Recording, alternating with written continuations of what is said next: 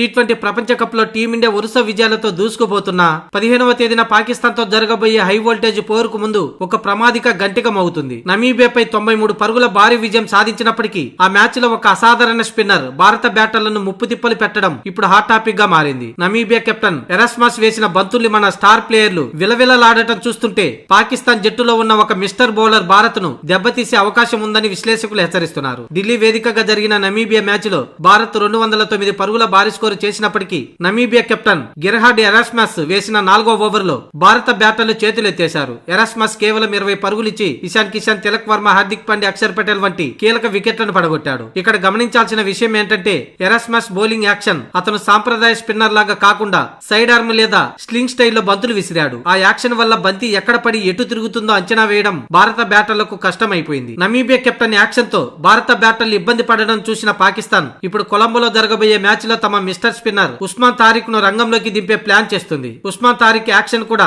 Erasmus లాగే side arm లో ఉంటుంది. కానీ అతను చాలా ప్రమాదకరం. బంతిని రిలీజ్ చేసే ముందు ఒక సెకండ్ తో పాటు గాల్లోనే ఆగిపోయి బ్యాటర్ ను గందరగోళానికి గురి చేస్తాడు. ఆ అసాధారణ యాక్షన్ వల్ల బంతి స్పిన్ అవుతుందా లేదా నేరుగా వేగంగా వస్తుందా కనిపెట్టడం చాలా కష్టం. ఉస్మాన్ తారిక్ ట్రాక్ రికార్డ్ చూస్తే టీమిండియా ఎందుకు జాగ్రత్తగా ఉండాలో అర్థమవుతుంది. ఇప్పటి వరకు ఆడిన కేవలం 4 అంతర్జాతీయ టీ20లలో 11 వికెట్లు పడగొట్టాడు. ఓవరాల్ గా టీ20 కెరియర్ లో 42 మ్యాచ్ల్లో 70 వికెట్లు తీసి ప్రత్యర్థులకు సింహ స్వప్నంగా మారాడు. కొలంబోలోని ఆర్ ప్రేమదాస్ స్టేడియం స్పిన్ కు బాగా అనుకూలిస్తాయి కాబట్టి ఉస్మాన్ తారిక్ లాంటి బౌలర్లను ఎదుర్కోవటం సూర్యకుమార్ యాదవ్ కు పెద్ద సవాలే. అయితే టీమిండియాలో కూడా మిస్టర్ స్పిన్నర్ వరుణ్ చక్రవర్తి ఉండడం ఆ జట్టుకు కూడా ప్రమాదమే. కానీ ఈ మధ్య కాలంలో మన బ్యాటర్లు స్పిన్ ను ఎదుర్కోవడం పెద్ద కష్టంగా మారిపోయింది. అందుకే పాకిస్తాన్ తో మ్యాచ్ కు ముందు ప్రాక్టీస్ సెషన్ లో టీమిండియా బ్యాటర్లు ఎక్కువగా స్పిన్ తో ప్రాక్టీస్ చేయవలసి ఉంటుంది.